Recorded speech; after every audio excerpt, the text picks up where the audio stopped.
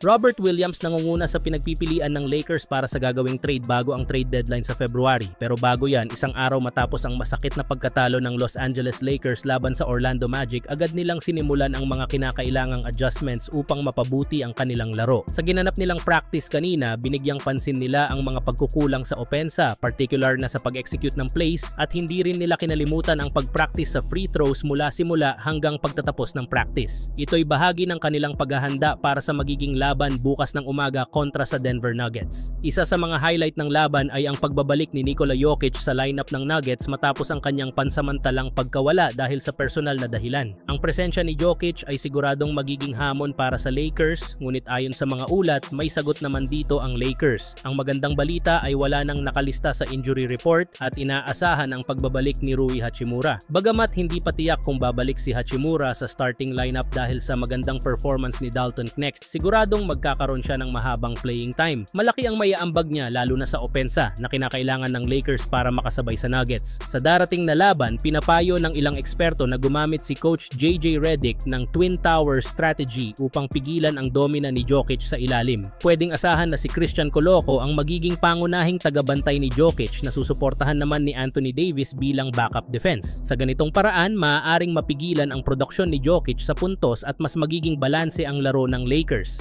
Malaking hamon ang laban na ito para sa Lakers, ngunit sa tamang adjustments, diskarte at determinasyon may pag-asa silang makabawi mula sa kanilang pagkatalo. Samantala sa kasalukuyang 2024 to 2025 NBA season, puspusan ang paghahanda ng mga teams para sa trade deadline sa Pebrero. Isa sa mga pangunahing balita ay ang interes ng Los Angeles Lakers sa batang big man na si Robert Williams III ng Portland Trail Blazers. Ayon kay NBA insider Brett Siegel, 3 teams ang nagpapakita ng interes kay Williams at ito nga ay ang Lakers, New Orleans Pelicans at Sacramento Kings. Si Robert Williams ay ika-27 pick noong 2018 NBA Draft. Sinimulan niya ang kanyang karera sa Boston Celtics kung saan pinakita niya ang kanyang elite defensive skills at potential bilang star player. Noong 2021 to 2022 season, napabilang siya sa NBA All-Defensive Team matapos mag-average ng 10 points, 9.6 rebounds at 2.2 blocks bawat laro habang may 73.6% shooting. Isa rin siya sa mga dahilan kung bakit nakarating ang Celtics sa finals noong 2022 bago siya na-trade sa Blazers para kay Jrue Holiday. Ngayong season, nasa pinakamagandang forma si Williams na nag-a-average ng career-high 10.8